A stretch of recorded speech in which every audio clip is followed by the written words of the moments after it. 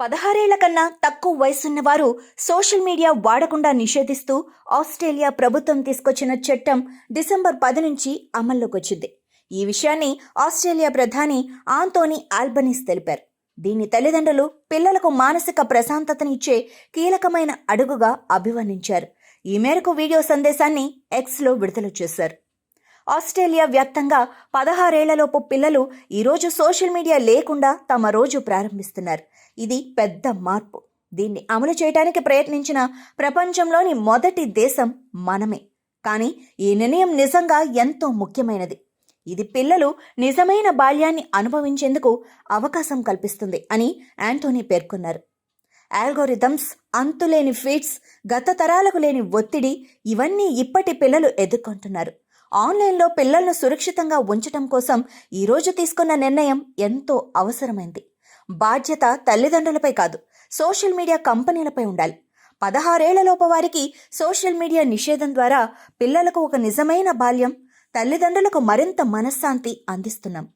పెద్ద టెక్ కంపెనీల నుంచి ఆస్ట్రేలియా కుటుంబాలు తమ హక్కులను తిరిగి స్వాధీనం చేసుకుంటున్న రోజు. పిల్లలు పిల్లలుగానే ఉండే హక్కును, తల్లిదండ్రులకు మరింత భద్రతను అందించే హక్కును మేము బలపరుస్తున్నాం అని ఆస్ట్రేలియా ప్రధాని ఆంటోనీ ఆల్బనీస్ తెలియజేశారు. ఫేస్బుక్, ఇన్స్టాగ్రామ్, థ్రెడ్ సహా టిక్టాక్, స్నాప్చాట్, ఎక్స్ వంటి సామాజిక మాధ్యమాలను 16 ఏళ్లలోపు బాలలు వినియోగించలేరని యూనిసెఫ్ ఆస్ట్రేలియా పేర్కొంది. 16 ఏళ్ల పిల్లలు కొత్తగా ఖాతాలు తెరవటం లేదా ఉన్న వాటిని కొనసాగించలేరని తెలిపింది. పిల్లలకు ఆయా మాధ్యమాల్లో ఖాతాలు తెరవకుండా ఉండేలా చూసుకోవాల్సిన బాధ్యత ఆయా సంస్థలదే. ఒకవేళ పిల్లలకు ఆయా మాధ్యమాల్లో ఖాతాలున్నట్లు గుర్తిస్తే సంస్థలకు సుమారు $50 మిలియన్ వరకు భారీ జరిమానాలు విధించే అవకాశం ఉంది. ఈ సోషల్ మీడియా వల్ల సైబర్ బెదిరింపులు, హానికారకమైన కంటెంట్, ఆన్లైన్లో మోసాలు జరిగే అవకాశం ఉంది. ఇది పిల్లలకు, టీనేజర్లకు తీవ్రమైన ముప్పు.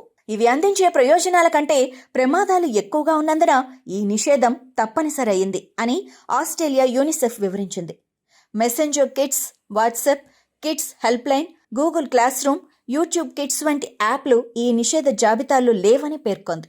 గత ఏడాది నవంబర్ 28న ఆస్ట్రేలియా ప్రభుత్వం ఆన్లైన్ భద్రతా సవరణ, సోషల్ మీడియా కనీస వయస్సు బిల్లు 2024 అనే కొత్త చట్టాన్ని ఆమోదించింది. ఆ తర్వాతే ఈ నిర్ణయం తీసుకుంది.